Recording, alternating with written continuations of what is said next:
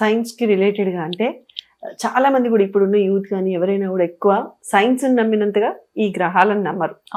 మరి దీనికి క్లియర్గా అంటే ఎలా నమ్మాలి అని ఎట్లా చెప్తారు? అండ్ దీనికి ఏమైనా సైంటిఫిక్ ప్రతిదీ మనం ఏమైనా క్వశ్చన్ చేసాము ఇది ఇలా అని అంటే దానికి రీజన్ ఏంటి, లాజిక్స్ ఏంటి అని అడిగే వాళ్ళే ఎక్కువ. క్వశ్చన్ చేసే జనరేషన్ ఇది. సో ఈ క్వశ్చన్ చేసే జనరేషన్ కి సైంటిఫిక్ రీజన్స్ కావాలి ప్రతిదానికి కూడా. సో ఈ గ్రహాలు అనేది ఎలా రిలేట్ అయ్యాయి సైంటిఫిక్ గా? ఓకే, చాలా మంచి ప్రశ్న యాక్చువల్ గా చెప్పాలంటే.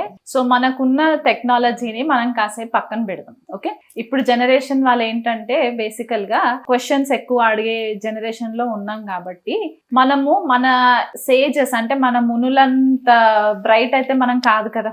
వాళ్ళు ఎంతో తపోశక్తి ఉండి ఆ తపోశక్తి వల్ల వాళ్ళకి ఒక సూక్ష్మ దృష్టి రావడం వల్ల వీళ్ళు ఎక్కడో ఉన్న గ్రహాలని వాళ్ళు బేసిక్ అంటే ఇంత టెక్నాలజీ లేని టైంలోనే ఈ పలానా గ్రహము ఇంత డిస్టెన్స్ లో ఉంటుంది, ఇన్ని కిలోమీటర్స్ డిస్టెన్స్ లో ఉంటుంది, ఈ గ్రహము మనకి గ్రహము యొక్క శక్తి కిరణాలు ఏవైతే ఉంటాయో అవి మన పైన పడినప్పుడు మన బిహేవియర్ ఇలా చేంజ్ అవుతుంది, లేకపోతే భూమి పైన కొన్ని విపత్తులు వస్తాయి, లేకపోతే సుభిక్షంగా ఉంటుంది అని చెప్పేసి శాస్త్రం తెలిసిన మన పూర్వీకులు చెప్పిన మాటలే మనకి ఇవైతే.